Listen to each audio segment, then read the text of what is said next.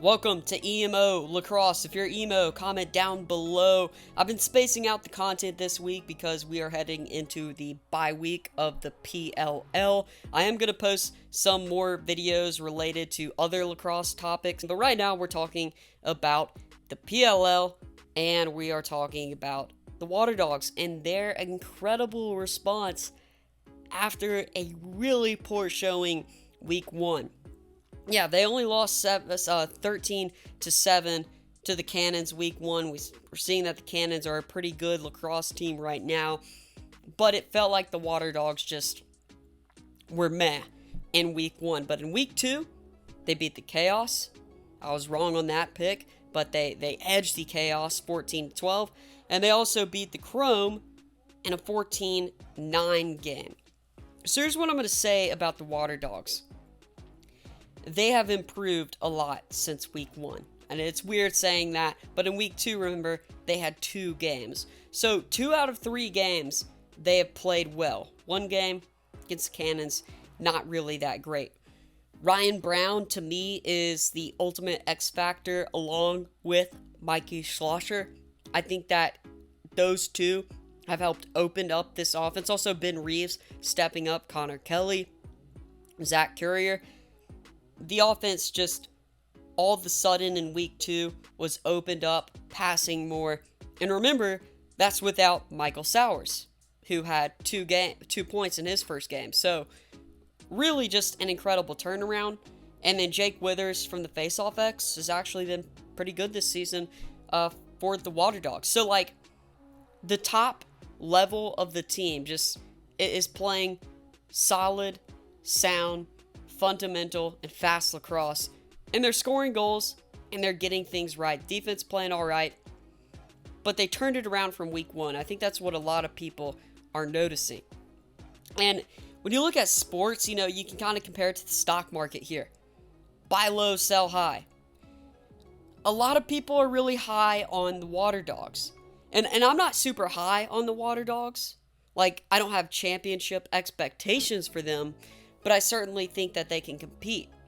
I think that right now the Waterdogs are kind of in this tier of the best of the rest. So they're not in the top tier for me in the PLL. They might get some upsets here and there, but I still think that the Cannons, the Redwoods, yes, even though the Redwoods and the Cannons both lost in week 2, and then the Whipsnakes and the Archers, even though the Archers had a rough week 2, I think that they are still better teams than the Waterdogs. And, when you look at the Waterdogs' schedule, first 3 games, the loss to the Cannons, the wins against the Chaos and the Chrome, it's really not the greatest wins.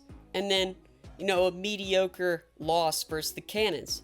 You say, okay, well, let's talk about week 3 and on until the All-Star break. Okay. So in week 3, the Waterdogs, they played the Archers. That's going to be tough. The Archers' offensive firepower is insane. We saw them kind of struggle against the Chaos, but they were able to win late. Say that's a toss-up. Week 4, Waterdogs, they play the Redwoods. The Redwoods defense is very, very solid and good. Yes, the Redwoods did lose to the Atlas, but they're still one of the top teams in the league. That's not going to be an easy game. How about week 5?